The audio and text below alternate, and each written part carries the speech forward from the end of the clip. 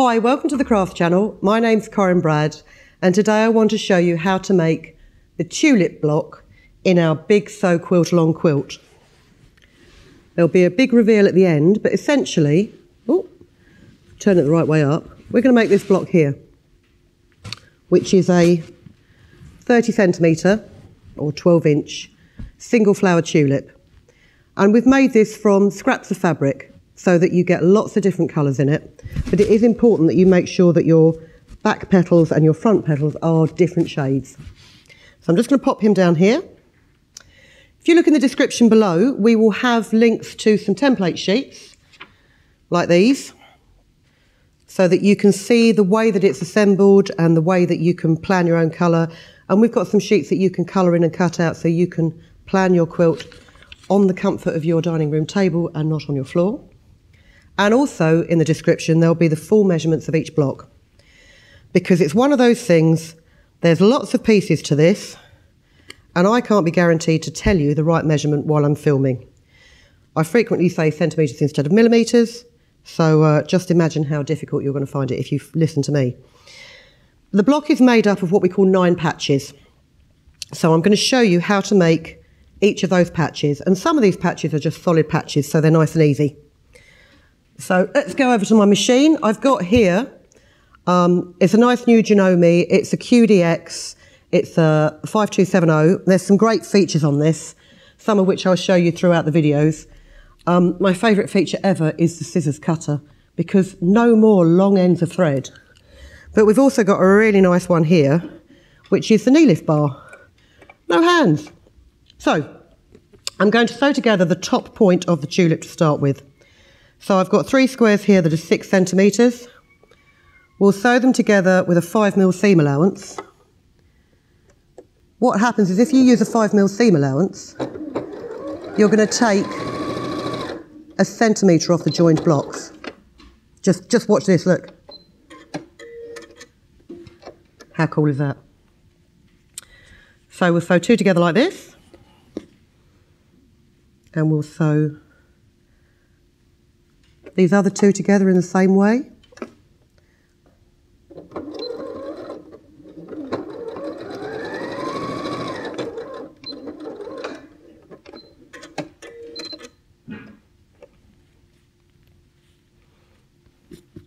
And I'm just going to finger press these, because I'll press them properly at the end. And if you open it up, check your seams match in the middle. Try and stagger your seam allowances, so one goes one way and one goes the other, and you reduce the bulk. That was the other thing I was going to say. Don't start sewing your patches from the very end. Leave a couple of mil free. 2 reasons for this. If you've got a blunt needle, which I frequently use blunt needles and wonder why my machine's so noisy, and you try and reverse stitch, sometimes you'll find the needle pushes the fabric down into the feed. But also, if you leave that little bit unstitched, there's less bulk of cotton when you're joining your pieces. So there's your top of your flower. Let's just give that a quick press. I'm actually going to take my hot shoe off this funky iron to give it a press, because I'm using 100% cotton, and so I don't need to protect the fabric.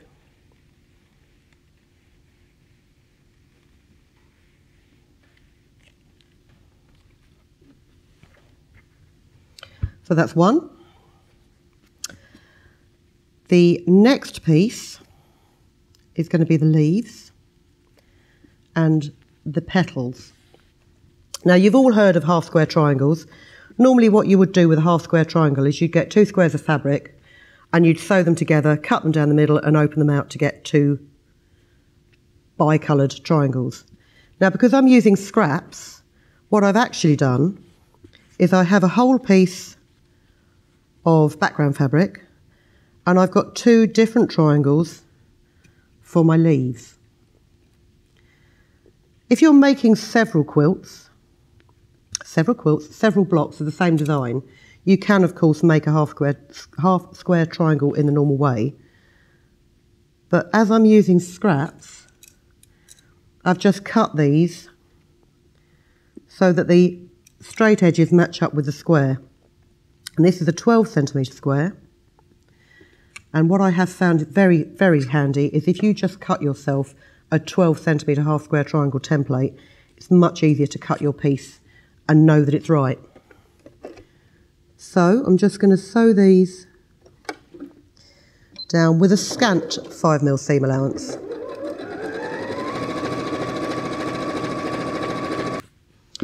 So you've got these sewn together. Grab yourself a rotary cutter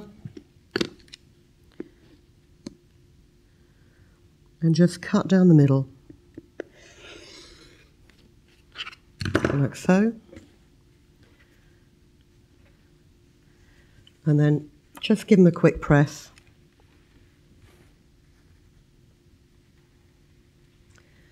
And try and avoid really pressing on your half square triangle blocks like this, because that seam, that diagonal seam, is obviously on the bias. What you don't want to do is you don't want to stretch the bias. So you want to use more of just a flattening movement. And these squares need to come down to 11cm. What I've done is with the measurements that I've given, I've allowed for a little bit extra on each one, because I'd rather trim some fabric off than end up with it being short. So for example, with this one, this is about 11.3cm square. So I'm just going to trim off the excess. And you'll hear quilt makers talking about the importance of squaring up your blocks. I can't recommend it enough to make sure that your blocks are, you know, the same size. If they're a couple of mil out, it's not the end of the world. If they're 5mm out, you'll find that your pieces won't come together as easily as they should do. And it will just be a bit of a nightmare.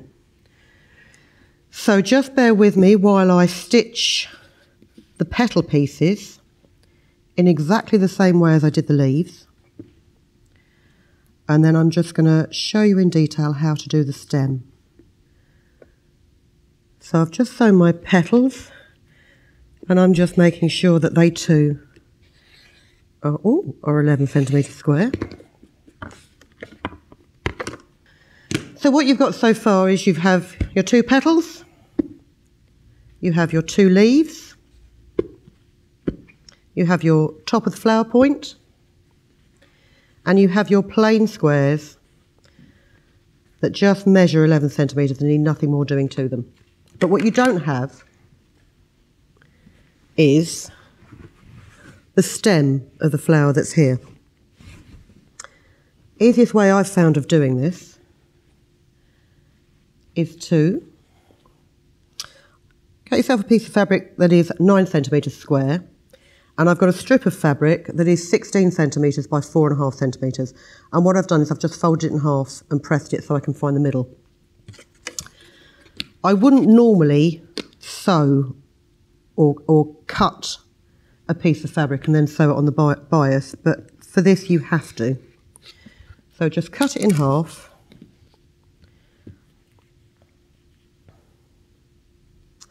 And then fold that long diagonal edge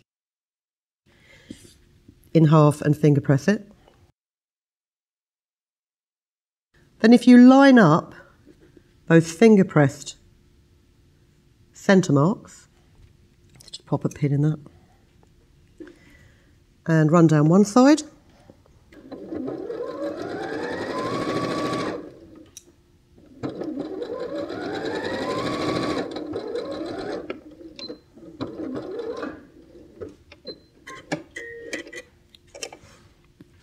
And do the same with the other one.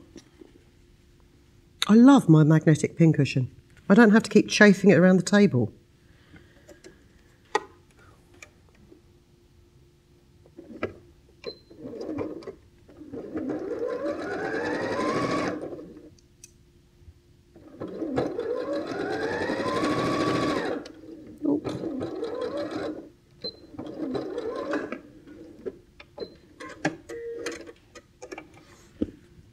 and then just give that a quick press.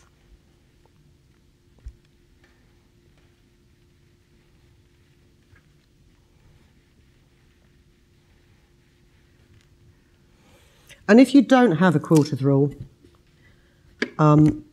again, there is no problem with just cutting yourself a piece of sturdy card that is 11 centimetres and using that as a guide to the size of your blocks. There are probably other ways of doing this stem, but this is the easiest one I've found. And by cutting that strip slightly longer than you need and being able to trim off the top bits means it sits in the middle perfectly, but it can be the right size. So all we need to do now is assemble the pieces. So you have your stem and your two leaves. You have the centre of your flower. You have the petal of the centre of the flower and a blank space there, the lighter colour petal, and just the top of the tulip. So it's a really simple 9-patch block. So I'm just going to sew this together and press it, and then you can see what it looks like in its entirety. And your best way to sew this is to sew it into strips of 3 and then line up the strips. And because my squares are all the same size, I don't even really need to pin them.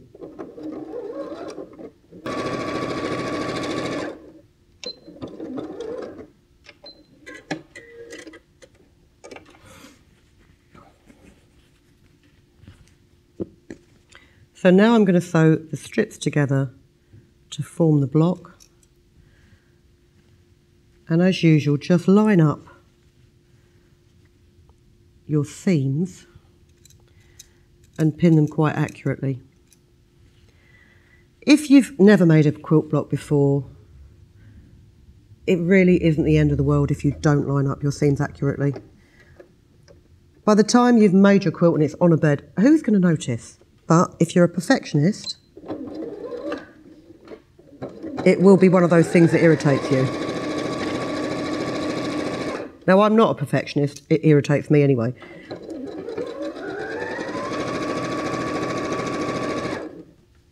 The other good thing about this machine is when you do something wrong, like lift your presser foot while you're still trying to sew, the machine won't let you do it.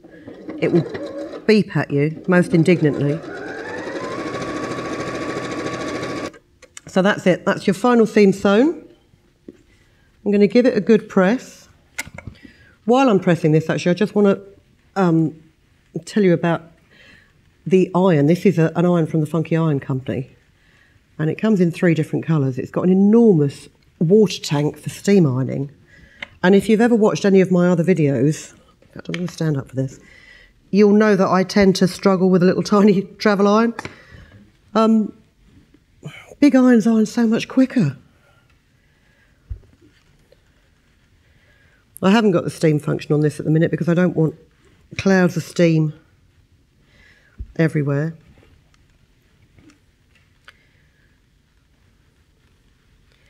The other thing also with this is, I don't know if you saw that hot shoe that I took off it earlier. It enables you to turn your dial up to a higher steam function, and then if you're using a delicate fabric that can't be used with a hot iron, you can simply put this protective shoe on the bottom, clips on like that, and then you can use that steam function, but this protective sole stops too much heat going through to your delicate fabric. But I'm using cotton, which is fine for normal day-to-day. So anyway, I digress. There is your finished tulip block. And the moment of truth is actually just checking the measurements of it, because it should be 31 centimetres square. Mine is, by the look of it, 31.5 centimetres square.